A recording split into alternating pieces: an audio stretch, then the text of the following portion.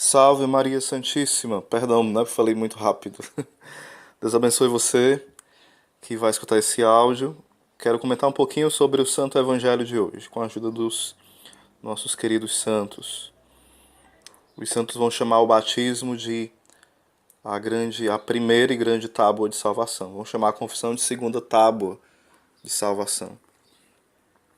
É interessante que os santos padres do primeiro século chamavam que o batismo de Jesus ele era como o santificador de todas as águas. E fazendo uma pequena analogia, né? O Senhor que toca o leproso e purifica o leproso. Porque se tinha a ideia que quando se tocava alguém que era leproso ou um cadáver, a pessoa ficava impura. Não é que ficava pecadora, mas ficava impura, no sentido ritual, né? Mas Jesus ele ultrapassa isso. E ele vai toca o leproso e o leproso é purificado. Então, quando Jesus vai e se submete ao batismo, não porque ele seja pecador, mas de fato ele é o Cordeiro de Deus, aquele que tira o pecado do mundo. Aquele que já assume o nosso pecado de forma antecipada, uma prefiguração ali da sua morte e ressurreição. E ele entra na fila dos pecadores, como sinal de humildade, como sinal de pequenez. Ele sendo Deus, não usurpou da sua condição divina, como fala em Filipenses. Não deixou de ser Deus, mas ele se coloca nessa postura de humildade. E lá se revela também um grande mistério da Santíssima Trindade, né? Como é belo isso. Então vamos lá o que Santo Tomás de Aquino nos ensina acerca do batismo de Jesus hoje. A Igreja recorda na sua liturgia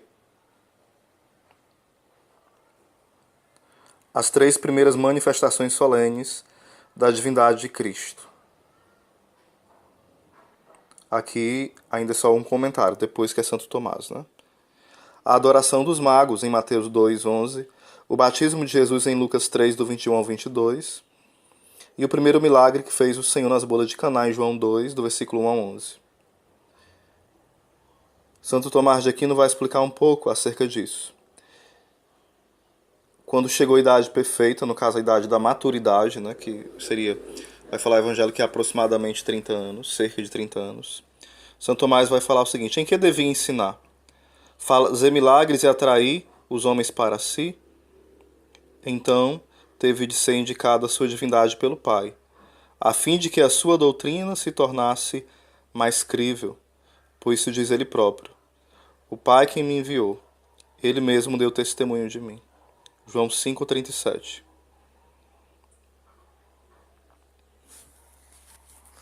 Ainda Santo Tomás continua comentando. No batismo de Cristo, encontra-se refletido o modo como atua e opera o sacramento do batismo no homem. O seu batismo foi exemplar do nosso. Assim, no batismo de Cristo, manifestou-se o ministério da Santíssima Trindade. O mistério, melhor dizendo, não o ministério. E os fiéis, ao receberem o batismo, ficam consagrados pela invocação e virtude da Trindade Beatíssima. Igualmente, o abrir-se do céu significa que a força deste sacramento, a sua eficácia vem de cima, de Deus, e que por ela fica expedita para os batizados a via do céu, fechada pelo pecado original. A oração de Jesus Cristo depois de ser batizado ensina-nos que depois do batismo é necessário para o homem a oração assídua para conseguir entrada no céu. Pois embora pelo batismo se perdoem os pecados, fica todavia a inclinação para o pecado que interiormente nos combate, e ficam também o demônio e a carne, que exteriormente nos impugnam. Então, diante dessa meditação de Santo Tomás de Aquino, peçamos a Deus a graça de fato de viver o batismo olhando para Cristo, contemplando o seu batismo. Como Santo Tomás vai falar que é necessário essa experiência da vida de oração porque continuam os combates. O pecado original ele vai ser apagado, mas as concupiscências elas continuam. Santo Irineu de Lyon ele vai falar que o Espírito Santo ele se acostumou. Ele se acostumou em Cristo para depois vir habitar em nós, né? A inabitação divina, a inabitação trinitária, né? Então, Santo Irineu usa de uma forma mística essa linguagem.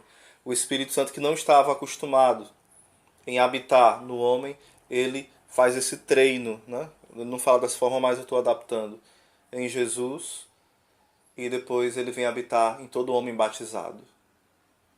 Então devemos ser felizes, alegres, agradecidos. A gratidão ela é muito necessária, o louvor, a rendição a Deus por tão bela verdade. O Senhor habita em mim. O Senhor me elegeu pelo batismo para ser seu filho, para participar da sua vida divina. O Senhor me elevou e me elevará a um grau muito maior do que o primeiro homem, do que Adão na sua inocência original.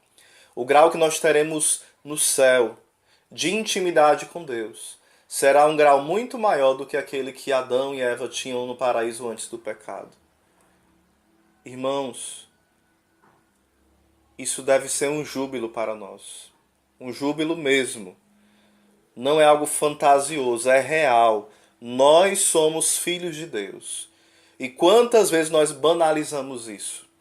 Santo Afonso vai falar o seguinte: quando Adão pecou e Eva também no paraíso, eles foram expulsos do paraíso. Mas quando o homem peca mortalmente, é o homem que expulsa Deus do seu paraíso. Do paraíso do homem que é o seu coração, é a sua alma. É o local onde Deus habita. Então o homem pelo pecado mortal expulsa. Ele rompe essa amizade com Deus. Então que peçamos ao Senhor a graça de sermos fiéis. Não sejamos pelagianos, achando que só foi um exemplo o de Jesus. Não é que só foi um exemplo. Foi exemplar, foi modelo, foi forma para nós. Mas não é somente um exemplo. E não foi isso que Santo Tomás quis colocar quando ele falou que é exemplar. Ele colocou a excelência, o modelo máximo, né? O batismo como referência, como essa fonte para nós. O batismo de Cristo. Ele não colocou como a teologia da libertação hoje coloca. Apenas uma consciência que eu tenho pecado. Apenas uma forma, né, de a gente se redimir, se auto-redimir. Olha aí. Tenhamos cuidado com essa falácia da teologia da libertação, né, que vem muitas vezes maquiada de uma beleza que nada tem de belo, é horrível. Onde eu acho que é o meu esforço, meramente o meu esforço. Claro que nós cooperamos com a graça de Deus, claro. Mas não é só o meu esforço. A graça, ela pressupõe a natureza, mas ela antecipa. Deus se antecipa a nós. Amém. Ano ou novidade, né? Você sabia que está começando o ano? A primeira novidade é essa. Mas falando sério, quando a gente começa um ano, a gente às vezes tem muitos sonhos. E deve ser assim. Às vezes, os jovens têm padecido de falta de expectativa, né? Você pergunta ao jovem, você quer fazer o que da vida? Sei lá. Um monte de coisa, o quê? Não sei. Ele não sabe dar nome aos seus sonhos, não sabe dar nome às suas metas, e às vezes nem sabe dar nome às suas revoltas, né? Às vezes diz que nada está prestando, mas pergunta o quê? Ele diz tudo, nada está prestando. Isso mostra uma fragmentação da família e uma fragmentação da juventude. Vocês entendem quando eu falo fragmentação? Jovens quebrados, jovens feridos e famílias feridas, né? Eu vou falar a parte pessimista, depois eu falo a parte mais otimista e nós vamos ficar na parte realista. Nem pessimista, nem otimista, realista. Quando eu falo realista, não é olhar os fatos como são, não, é olhar com a realidade que é muito maior do que essa. Por exemplo, esse chão é realidade, sim ou não? Que mais? Essa Bíblia é realidade? Vocês são realidade? Ou vocês não são realidade? Vocês pensam que estão aqui, mas não estão? Não existem de fato? Kant, ele fala isso, né? Que a gente acha que isso aqui é uma Bíblia, mas não é. É uma outra coisa, a produção da nossa mente. Nós não podemos provar que nada existe, é um filósofo meio doido, né? Já ouviram falar em Kant? Já? Não tem nenhum kantiano aqui não, né? Nem eu. Mas não é time não, viu, cara? Kant. É, se garantiu, viu? Mas ele tem hora que ele diz, é que nem o cara que não acha certo e o errado. Ele diz coisas às vezes que é certo, às vezes diz coisas que não é errado. Quem? Ele é muito doido. Kant? Sim. Kant, entre 0 a 10 como filósofo, ele é nota 2. Mas não vamos falar de Kant tanto não, né? Vamos falar da realidade. Os anjos são realidade ou são irrealidades? É realidade? E qual é a diferença do Saci Pererê para o anjo? O Saci Pererê é realidade? Não. Ficção. O anjo é realidade? Os demônios são realidades? Deus é realidade? Os santos? Estou gostando, porque vocês não foram contaminados com essas loucuras, né? Porque a gente poderia pensar, não, mas o anjo é abstrato, então depende da minha mente. Não. Você crendo ou não, o anjo existe. Entende? Você crendo ou não. Você crendo ou não em Deus, ele não vai deixar de existir. Porque se assim fosse, Deus seria uma produção da nossa mente, né? Se Deus existir só porque eu creio nele. Mas a sua vida e a minha vai ser diferente, dependendo se eu creio ou não. Concordam comigo? Pronto. Então vamos lá falar um pouquinho dessa parte mais negativa, né? A família, ela vai perdendo o centro, que é Deus. Nós temos algo chamado vontade. Eu sei que vocês são bem inteligentes, eu vou complicar o negócio, né?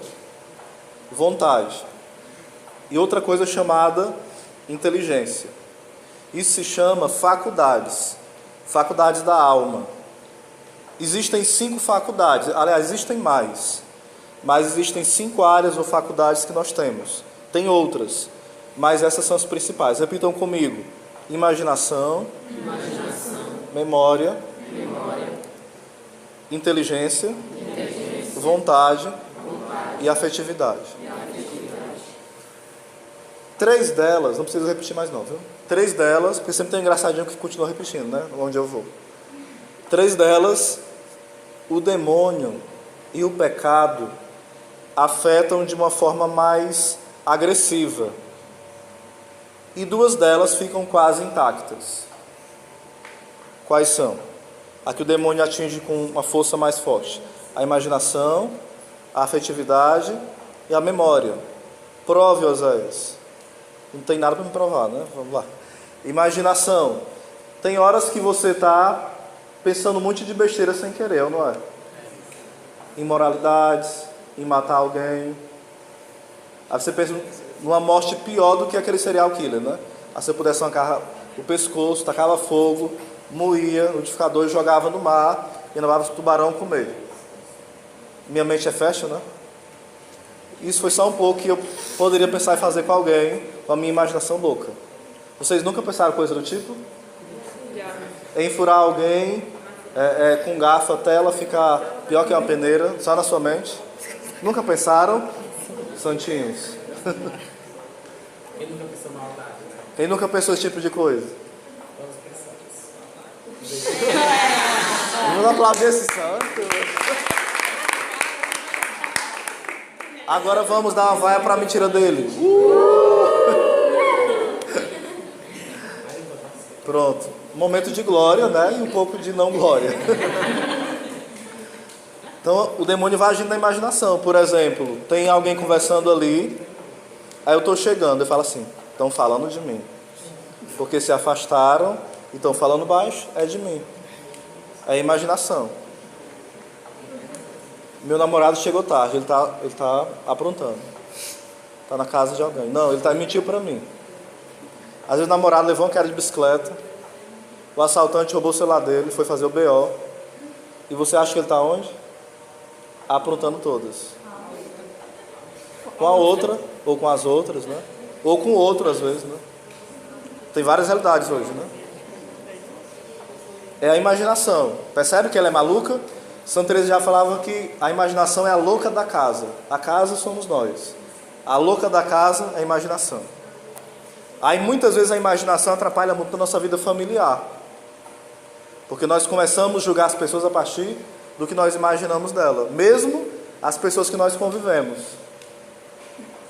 Concordam comigo? Sim? Segunda parte, que o demônio atinge muito, a memória. Nós temos a memória sensitiva, tocar nas pessoas, mais do tato mesmo, né? Essa questão de sentir. Ou memória afetiva, elas duas são mais afloradas. A memória auditiva e a memória visual. Por exemplo, a sensitiva, você sente o cheiro do perfume e fala assim, esse perfume, eu assisti ele há 15 anos atrás, mas eu lembro dele. É uma memória o quê? Sensitiva, pelos sentidos, entenderam? Então aqui uma voz, essa voz eu conheço, memória auditiva e por aí vai. A nossa memória é muito afetada pelo pecado, porque nós só lembramos geralmente o que? 99% daquilo que é ruim, é ou não é? A pessoa te ajudou a passar na prova, você não lembra. A pessoa, ela te ajudou a entrar numa empresa, você não lembra.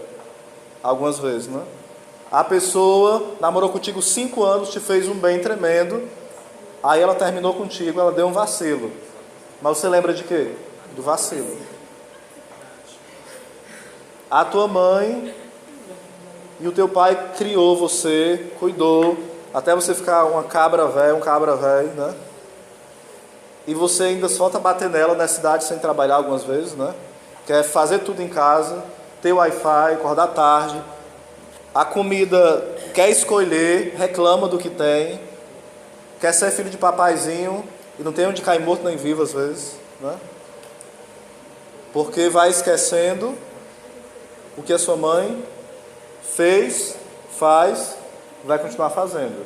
Aí lembra de quê? A mãe falou alto comigo. A mãe disse que eu era preguiçosa. O pai disse que eu não prestava para nada. O pai disse que eu não ia dar para nada. Só lembra disso. É uma memória o quê? Afetada pelo pecado, entende? Então a gente precisa todo dia pedir que Deus vá curando o que? A nossa imaginação e a nossa memória. É uma luta. A gente tem consciência disso e precisa fazer o quê? Lutar. Porque na família também isso atrapalha demais, é ou não é? Por isso que é fácil ser missionário fora, como Deus ia falando na profecia, né? Foi uma profecia que Deus falou no finalzinho. Nós queremos ir longe, isso é bom. Nós não podemos desanimar, temos que ir longe evangelizar. Mas muitas vezes nós queremos ir muito longe, mas nós também estamos dentro de casa muito longe daqueles que nós amamos. Os psicólogos falam o seguinte: quando você grita com alguém, é sinal que você está longe dela, na alma e no coração. Quando a mãe grita com o filho grita com a mãe, eles estão perto fisicamente, sim ou não? Mas o coração está longe. Isso não é só uma frase bonita, não. Isso é real. Por que gritar? Não é um pouco burro, né? Para que gritar para alguém que está perto? Tem sentido? Não. Ou seja, a gente vai ficando irracional algumas vezes, entende? Então é essa segunda área afetada.